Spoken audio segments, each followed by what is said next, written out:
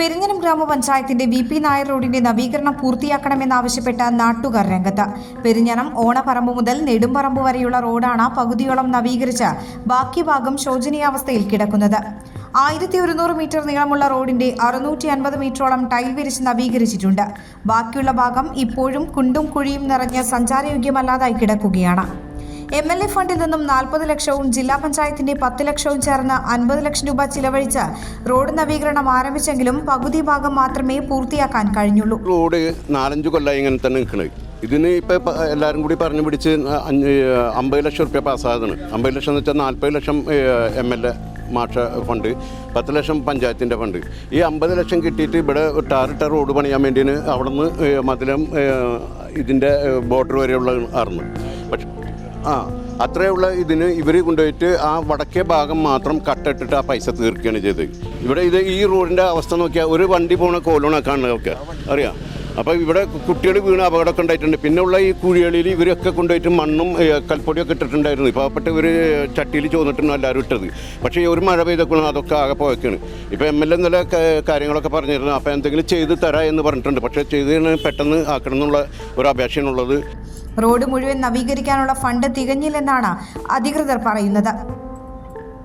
എന്നാൽ ടാറിങ്ങിനായി അനുവദിച്ച തുക ടൈൽസ് ഇട്ടതുകൊണ്ടാണ് തികയാതെ വന്നതെന്നാണ് അറിയാൻ കഴിഞ്ഞതെന്ന് നാട്ടുകാർ പറഞ്ഞു. സ്കൂൾ തുറക്കുന്നതിന് മുൻപ് നെടുമ്പറമ്പ് ഭാഗത്തെ ബാക്കിയുള്ളതും കൂടി നവീകരിക്കണമെന്നാണ് നാട്ടുകാരുടെ ആവശ്യം. പെരിഞ്ഞനം നെടുമ്പറമ്പ് തൊട്ട് കൃഷ്ണമാഷ സ്കൂളിൽ നിന്ന് കിഴക്കോട്ട് കൊറ്റംകുളം വരെ ആണ് ആദ്യത്തെ റോഡ്. ആ റോഡാണ് ഈ രൂപത്തിൽ കിടക്കുന്നത്. ഇതിന് പരിഹാരം ഈ പഞ്ചായത്തോ അല്ലെങ്കിൽ അതിന് ബന്ധപ്പെട്ടവരോ ഉണ്ടാക്കി തരണമെന്ന് ഈ നാടിൻ്റെ ആവശ്യമാണ്. ഇതുന്നയിച്ച നെടുമ്പറമ്പ് മഹല്ല് പ്രവാസി കൂട്ടായ്മ പഞ്ചായത്തിനും MLAയ്ക്കും നിവേദനം നൽകിയിട്ടുണ്ട്.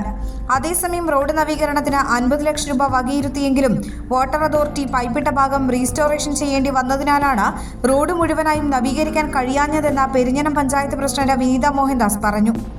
വാട്ടർ അതോറിറ്റിയിൽ നിന്ന് ഫണ്ട് കിട്ടുന്ന മുറയ്ക്ക് ബാക്കി ഭാഗത്തെ പണി പൂർത്തീകരിക്കുമെന്നും ഇതിനായി എസ്റ്റിമേറ്റ് തയ്യാറാക്കിയിട്ടുണ്ടെന്നും പ്രസിഡന്റ് പറഞ്ഞു.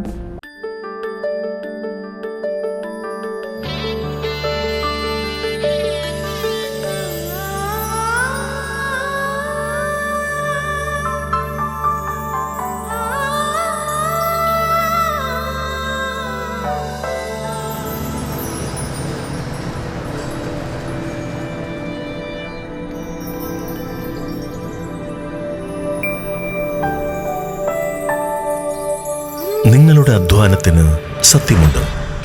ഞങ്ങളുടെ സ്വർണത്തിനും. Ishara golden diamonds, Kodungallur road, Triprayar. സ്വർണത്തിന്റെ സത്യം. സുവർണ സ്വപ്നങ്ങൾക്ക് പൊന്നിൻ സാക്ഷാത്കാരമേകിയ മുഗൾ ജ്വല്ലറി ഇപ്പോൾ നമ്മുടെ 3 പീടികയിൽ. മുഗൾ ജ്വല്ലറി, 3 പീടിക ആൻഡ് തൃപ്രയാർ.